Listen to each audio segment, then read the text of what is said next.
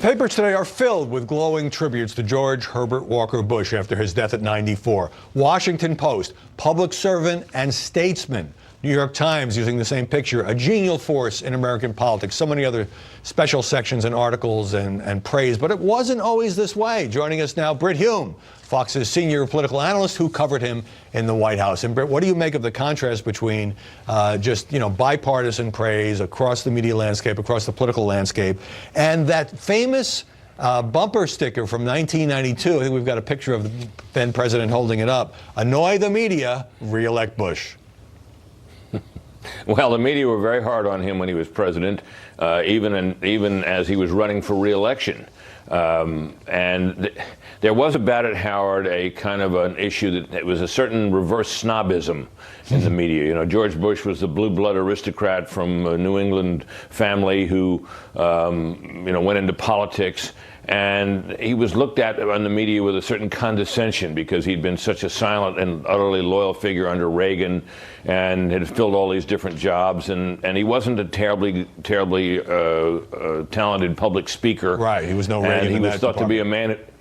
He was thought he paled in comparison to Reagan. Although there were times when he could be extremely articulate. Mm-hmm. But think of what he inherited, Howard. I mean, it is said that he had no vision. But what was happening when he became president was the vision of many who had come before him was coming to fruition. The collapse of the Soviet Union, the fall of the Berlin Wall, and the rest of it. And his job was to manage that skillfully to make sure it didn't fall apart, which he did. Which history has recorded that he did. Now, when Vice President Bush was running, there was this 1998 interview with 1980 interview that ended up being half the CBS News with Dan Rather. It got very testy over Iran and Iran-Contra. Let's take a quick look. It's not fair to judge my whole career by a rehash on Iran. How would you like it if I judged your career by those 7 minutes when you walked off the set in New York? Well, now, would you like that?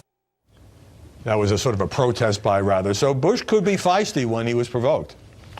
Yeah, he was a competitor, Howard. He didn't have a mean bone in his body, but he was a competitor who would, within limits, do what he had to do to deal with the task at hand. And the task at hand for him then, of course, was getting elected and assuring the Republican base that he had some steel in him. And Dan Rather was not a popular figure on the American right. And when he took him on in the way he did in that interview, encouraged by our founder at Fox News, the late Roger Ailes, it rallied people behind him. The people in the Republican base really liked that interview and thought he'd done well at it. Right. Roger Ailes then working for candidate George Bush. And this also came up in this infamous Newsweek cover, which was called, the headline was, "Fighting the Wimp Factor." This guy was a World War II hero, and yet this was the meme that Newsweek immortalized. So he had a lot to overcome in terms of the media's conception of him. And Howard, you know, he was the youngest naval aviator ever when he enlisted as a young man prior to going to college, which he could certainly have done. But he chose to enlist, and he was shot down over the Pacific, Chichijima Island, and rescued in the nick of time by an American submarine. That's not the behavior of a wimp. And it persisted nonetheless. And even after he was out of office, 1995, Maureen Dowd, writing in the New York Times, she never cared for Bush, described him as Bertie Wooster, the silly British aristocratic character of the comic novels by P.G. Wodehouse. That image of him persisted.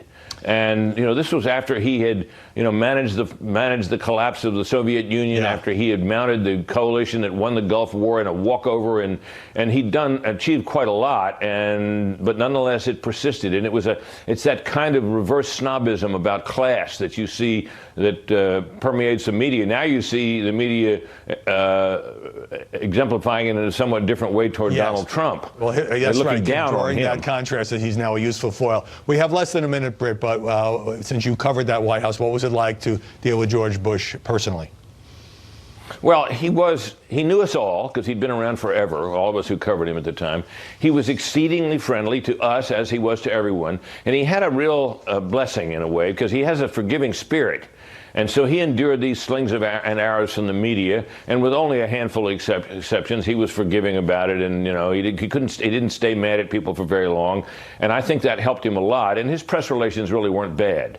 His news conferences were fairly frequent and orderly, and so he basically did fine. And I want to add one other thing, Howard, and it was during the run-up to the Gulf War. He had a lot of meetings with the press, many of them impromptu, and he became in that moment, Howard, extraordinarily articulate and precise in his discourse, which we'd not seen that of him before. Right. But it was a remarkable display of what he could do when he had to, and he did then. He rose to that occasion. And he was nice. Well, that counts for a lot, particularly in today's toxic politics, but we've got to leave it there. It does. Brit, thanks so much. Great to see you. You bet. Ahead, Corey Lewandowski and Dave Bossie are openly attacking never